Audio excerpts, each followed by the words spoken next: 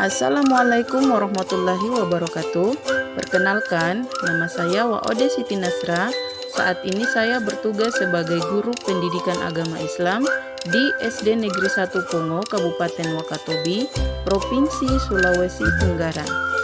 Kali ini saya akan menampilkan tugas video pembelajaran sebagai bahan ajar, di mana tugas ini dilakukan untuk memenuhi tugas ke-9 dalam kegiatan PPG dalam jabatan batch 3 IAIN Sultan Amai Gorontalo tahun 2022. Apa kabarnya hari ini anak-anak? Semoga semua dalam keadaan sehat walafiat ya. Salam sehat dan tetap semangat. Kali ini kita akan masuk ke pelajaran 5, materi Rasul Allah Idola. Adapun tujuan pembelajaran yang ingin dicapai yaitu setelah mengikuti pembelajaran ini, maka peserta didik diharapkan mampu meyakini kebenaran kisah Nabi Daud, Nabi Sulaiman, Nabi Ilyas alaihissalam, dan Nabi Muhammad sallallahu alaihi wasallam. Baiklah anak-anak, yang pertama kita akan membahas tentang kisah teladan Nabi Daud alaihi salam. Nabi Daud adalah seorang nabi dari Bani Israel, yaitu dari Sibit Yahuda. Nabi Daud merupakan keturunan ke-13 dari Nabi Ibrahim alaihissalam. Nabi Daud hidup pada masa Raja Talut yang beriman dan Raja Jalut yang kafir. Ketika itu terjadi peperangan antara tentara Talut dan tentara Jalut. Pada saat itu tentara Talut dapat mengalahkan tentara Jalut serta bala tentaranya dengan izin Allah Subhanahu wa taala. Dan Nabi Daud adalah salah seorang bala tentara Talut yang dapat membunuh Raja Jalut. Nabi Daud memiliki beberapa keistimewaan di antaranya. Yang pertama, Kitab Zabur adalah mukjizat bagi Nabi Daud alaihissalam. Selain itu, keistimewaan Nabi Daud adalah setiap pagi dan senja, gunung-gunung bertasbih mengikuti tasbih Nabi Daud alaihissalam. Ia juga memahami bahasa burung-burung. Binatang mengikuti tasbih Nabi Daud alaihissalam. Selain itu, kerajaannya yang sangat kuat belum pernah terkalahkan sekalipun. Sebaliknya, Nabi Daud alaihissalam selalu mendapat kemenangan dari semua lawannya. Ia menduduki tahta kerajaan selama 40 tahun. Adapun mukjizat yang dimiliki oleh Nabi Daud alaihissalam adalah yang pertama, Nabi Daud alaihissalam dapat melunakkan besi seperti lilin. Kemudian ia dapat mengubah bentuk besi itu tanpa memerlukan api atau peralatan apapun. Kemudian mukjizat yang kedua adalah jenis baju yang dibuat oleh Nabi Daud membuat pemakainya lebih bebas bergerak karena tidak kaku seperti baju besi yang dibuat oleh orang lain. Yang ketiga, dari besi itu Nabi Daud dapat membuat baju besi yang dikukuhkan dengan tenunan dari bulatan-bulatan rantai yang saling menjalin secara berkesinambungan. Nah anak-anak, pelajaran yang dapat kita petik dari kisah Nabi Daud alaihissalam tadi adalah yang pertama, Nabi Daud alaihissalam menerima kitab Zabur. Yang kedua, Nabi Daud alaihissalam gemar bertasbih kepada Allah Subhanahu wa taala. Yang ketiga, Nabi Daud alaihissalam merupakan pencipta baju besi yang terkenal pada zamannya. Yang keempat, Nabi Daud alaihissalam bersuara bagus. Dan yang kelima, Nabi Daud alaihissalam gemar berpuasa. Kisah yang kedua adalah kisah Nabi Sulaiman alaihissalam. Siapa sih Nabi Sulaiman itu? Ada yang tahu tidak? Nabi Sulaiman alaihissalam adalah putra Nabi Daud alaihissalam. Setelah Nabi Daud alaihissalam wafat, Nabi Sulaiman alaihissalam menggantikannya sebagai raja. Mukjizatnya yang paling terkenal adalah diberinya keistimewaan oleh Allah, yaitu dapat memerintah bukan hanya kepada manusia, melainkan juga kepada hewan, angin, dan jin. Nabi Sulaiman ini dapat menjadikan angin bertiup atas perintahnya ke tempat yang ia kehendaki.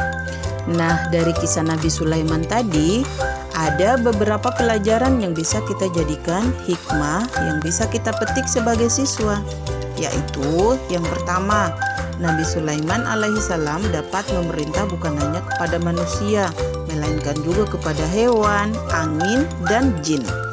Yang kedua, Nabi Sulaiman mampu mengikat jin-jin kafir untuk mencegah kejahatan mereka.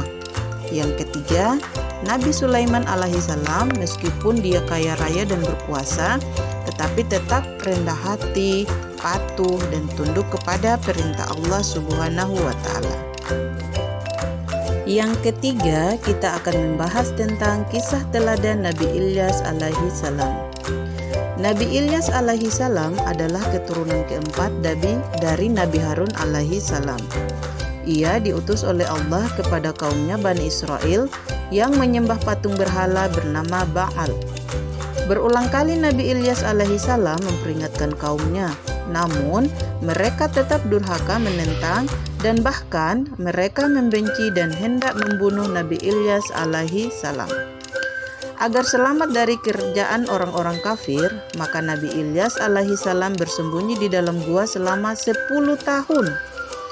Karena kedurhakaan orang-orang kafir itulah Allah Subhanahu wa Ta'ala menurunkan musibah kekeringan pada kaum Nabi Ilyas alaihissalam. Di sana tidak pernah turun hujan selama 3 tahun. Akibatnya banyak tanaman dan binatang ternak yang mati, serta banyak pula penduduk yang mengalami kelaparan karena kekurangan makanan. Setelah musibah itu terjadi, kaum Nabi Ilyas alaihissalam baru sadar bahwa ternyata seruan Nabi Ilyas alaihissalam selama ini benar ada. Pelajaran yang perlu dipetik dari kisah Nabi Ilyas alaihissalam adalah yang pertama, Nabi Ilyas alaihissalam senantiasa sabar menghadapi umatnya yang durhaka dan tidak pernah berhenti mengajak kepada kebaikan. 2. Nabi Ilyas alaihissalam selalu berdoa untuk keselamatan umatnya. 3. Bagi umat manusia yang durhaka, Allah Subhanahu wa Ta'ala turunkan malapetaka atau siksaan. Nah, yang keempat adalah kisah keteladanan Nabi Ilyas alaihissalam. Nabi Ilyas alaihissalam adalah keponakan dari Nabi Ilyas alaihissalam. Ia pernah bersembunyi bersama Nabi Ilyas di gunung untuk menghindari bala tentara Raja Ba'labak. Selama masa kepemimpinan Nabi Ilyas alaihissalam, kaum Bani Israel hidup rukun, tentram, makmur karena berbakti dan bertakwa kepada Allah Subhanahu wa Ta'ala. Akan tetapi, setelah ia wafat, kaumnya Bani Israel kembali durhaka kepada ajaran Allah yang dibawa oleh Nabi Ilyas alaihissalam. Hari demi hari mereka semakin kufur kepada Allah. Pada akhirnya, Allah melenyapkan segala kenikmatan dan kesenangan hidup kaumnya, sehingga jadilah mereka dilanda kesengsaraan. Pelajaran yang bisa kita petik dari kisah keteladanan Nabi Ilyas alaihissalam adalah Nabi Ilyas alaihissalam adalah pelanjut kekuasaan Nabi Ilyas alaihissalam. Yang kedua, Nabi Ilyas alaihissalam mampu menciptakan kaumnya hidup rukun, tentram, dan makmur karena berbakti dan bertakwa kepada Allah Subhanahu wa Ta'ala. Yang ketiga, ketaatan kepada Allah Subhanahu wa Ta'ala dan Rasul-Nya pasti membawa kebahagiaan hidup di dunia maupun di akhirat. Yang kelima adalah kisah keteladanan Nabi Muhammad SAW. Nabi Muhammad SAW adalah nabi terakhir dari 25 nabi dan rasul, dan tidak ada nabi dan rasul sesudahnya. Nabi Muhammad SAW lahir di kota Mekah Al-Mukarramah pada hari Senin, tanggal 12 Rabiul Awal, bertepatan dengan tahun gajah atau 20 April 571 Masehi. Nabi Muhammad SAW lahir sudah dalam keadaan yatim. Abdullah, ayahnya, telah lebih dahulu wafat, sedangkan Nabi Muhammad SAW waktu itu masih dalam kandungan ibunya, kira-kira masih berusia sekitar 2 bulan. Pada usia 40 tahun, Nabi Muhammad SAW diangkat menjadi rasul. Beliau berdakwah mengajak umat manusia menyembah Allah Subhanahu wa Ta'ala dan meninggalkan kemusyrikan, yaitu penyembahan terhadap berhala. Nabi Muhammad SAW mempunyai kebiasaan berkhalwat yaitu mengasingkan diri dari keramaian manusia, merenung, mendekatkan diri kepada Allah. Tempat yang digunakannya adalah di Gua Hira, kurang lebih 5 km dari arah timur kota Mekah. Dia lakukan itu pada setiap bulan Ramadan tiba. Terima kasih sudah menyaksikan. Sampai berjumpa di video pembelajaran selanjutnya.